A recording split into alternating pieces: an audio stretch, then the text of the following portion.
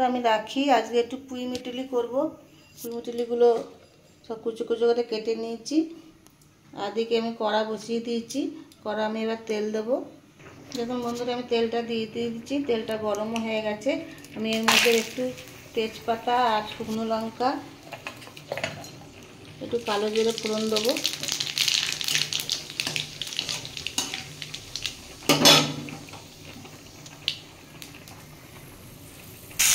দেখুন বন্ধুরা আমি এর মধ্যে সবজিগুলো দিয়ে দিয়েছি। সবজির মধ্যে আছে শিম, মূলো, আলু আর টমেটো। এগুলো আমি ভালো করে ভেজে নেব।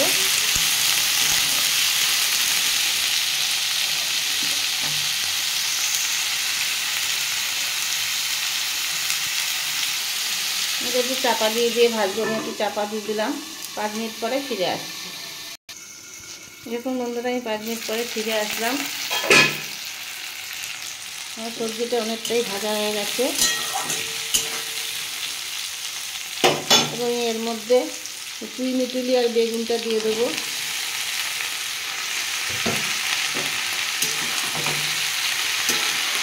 এটা দিয়ে খানিকক্ষণ ভেজে নেবো।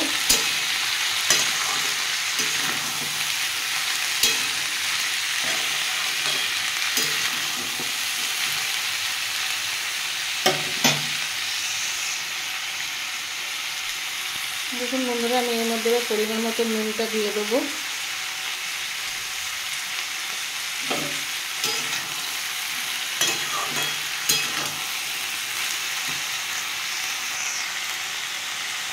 এর মধ্যে 1 চামচ জিরে গুঁড়ো দেবো। জিরেটা ভালো করে একটু কষতে হবে।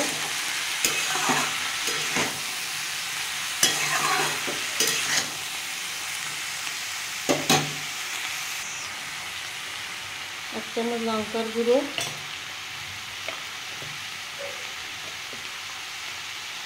আর পরিমাণ মতো হলুদ দিয়ে দেবো।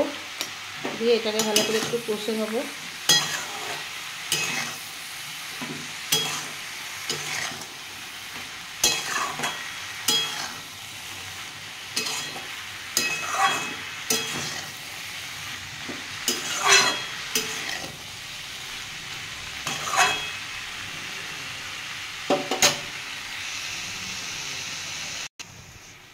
দেখুন বন্ধুরা আমার এটা কষা হয়ে এসছে। আমি একটু এখন সামান্য চিনি দিয়ে দেবো।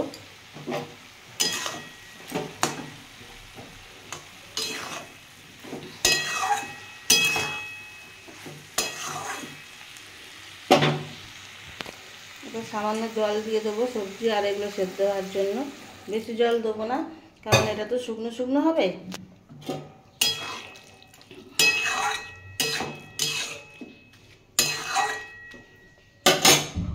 আমি এটা চাপা দিয়ে দেবো। 5-7 মিনিট পরে ফিরে আসছি।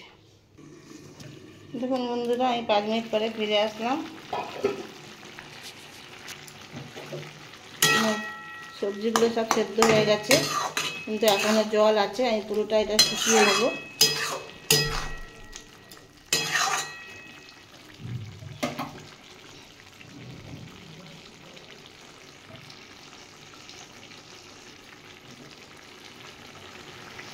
এখনো অনেক জল আছে। কত কম জল দিলাম তাও।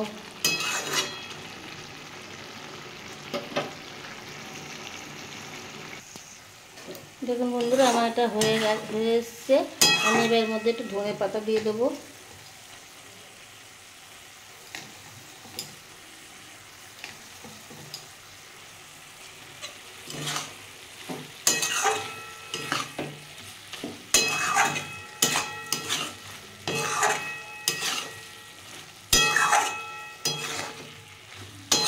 আমি এবার এটা বাটিতে সার্ভ করে নিচ্ছি।